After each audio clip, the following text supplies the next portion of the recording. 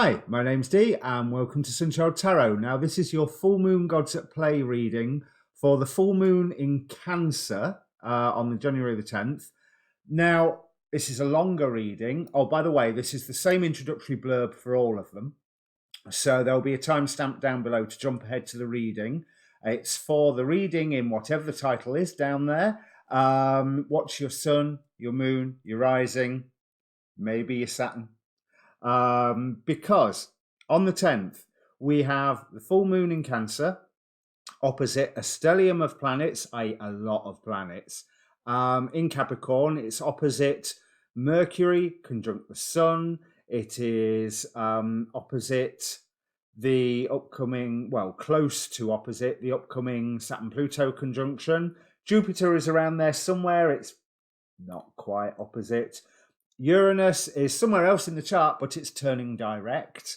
So that's the planet of the unexpected. And of course, if I didn't just mention, there's a lunar eclipse. Now, eclipses, the effects depending on, depending on who I'm listening to, eclipses can affect for up to 6 months with the solar. And then I've heard up to 6 months or up to 3 months with the lunar. As I've said before, I'm not an astrologer. Go to an astrologer of your choice. Have a listen about the upcoming lunar eclipse because it offers some really good stuff and some not so good stuff, especially since 2 days later, smack bang, there's the peak of that Saturn-Pluto conjunction. It actually, they're already conjuncted, but the peak of it is on the following Sunday. So Cancer, it's all about the home, it's all about feelings, it's all about family, it's about nations, because again, there's that family feel. So let me bring up the cards and let's see what gods are supporting you. They're the ones that lift you up on the bottom row of the spread, and the gods that are working against you or suppressing you, pushing you down away from the divine on the top row of the spread. Let's bring up the cards. Okay, Aries, one thing that I have to say from this spread of cards is whatever happens, go for the new. If you have a chance of revisiting something or making a change, make the change. Now is a good time to be supported in change. So oppressing you or suppressing you, we have Helios with illumination, Shiva the destroyer, Penelope with reunion, Hecate with protection, and the Valkyries with redemption. But supporting you, Cronus with cycles, Thor with action, Sharon with transition. That's a weird one to have supporting you, eh? For those who don't know, that's the ferryman who takes you over the river Styx. Pandora with curiosity, and Aphrodite with self-love. To just look at these individually, Helios with illumination seems to be bringing you some news that is not necessarily in your advantage, but remember that this too shall pass. The cycles of the world will carry on no matter what massive astrological events are happening right now. They will happen again. They've happened before, maybe hundreds or thousands of years ago, but they'll happen before and they'll happen again. And on the bottom of that particular deck, we have duty. So this is something that's hitting close to home. It may be news that is calling upon or indicating the destruction of something which you are called to action to deal with. Now, considering that protection is working against you with Hecate here, maybe the action is to take advantage of the destruction rather than to try to fight the destruction. But we have reunion working against you, which, again, go for the new, make the transition. Don't go for the old tried and tested steps. Go for where your curiosity is leading you and don't be necessarily drawn to, imagine the Tower card. Let me change cameras. Imagine the Tower card. Sometimes the Tower card is good. Everything is shaken down to its foundations and left to a point where you rebuild with what has remained, because what has remained is sturdy, is secure, has sound foundations.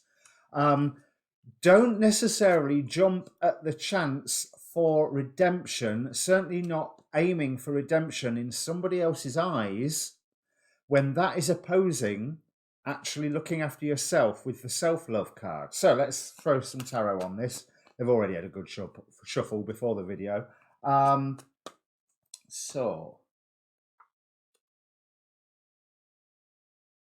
Yeah, this news that's coming to you may well be something that you don't necessarily want to know. And you will be highly tempted to try and fight against that which is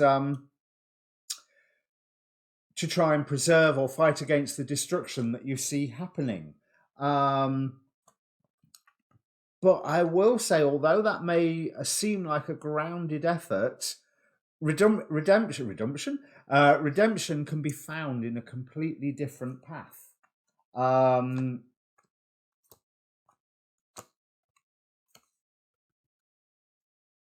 Yeah, so the cards are pretty much backing up what I was saying. All these things go in cycles, and the fact of this destruction coming is signal for you to move on. Move on with vigor. I mean, that's not something that an Aries has problems with, striving ahead, striving forward.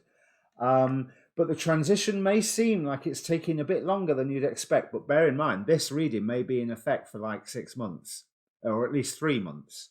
The reunion that is offered to you, yeah, it looks great. It looks lovely. It's opposing you. So maybe go for the mystery rather than for what is known. Don't necessarily jump for the old and familiar. Go for something new, something.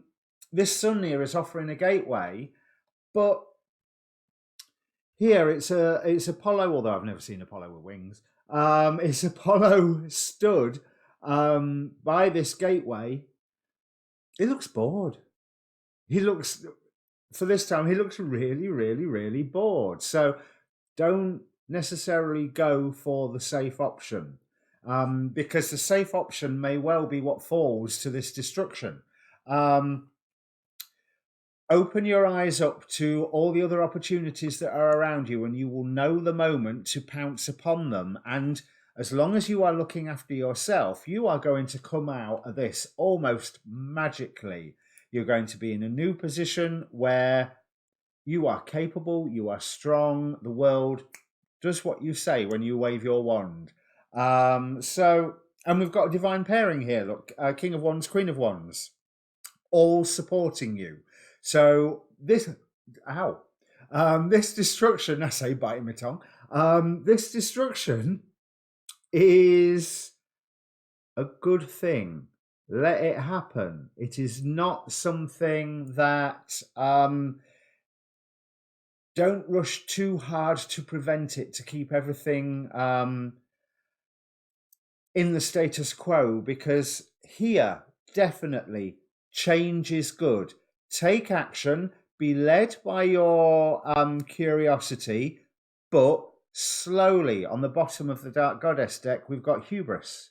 You know, trying to bite off a little more than you can chew and standing up to the gods when you don't necessarily need to stand up to the gods. Stand up to this top row of gods, fine. That's why they're doing what they're doing, so that you will stand up to them and you will gain the strength and the skills from this. But the protection isn't necessarily a good thing. Keeping things the same is just that, keeping things the same. So if I say anything, go for the new. Cheers.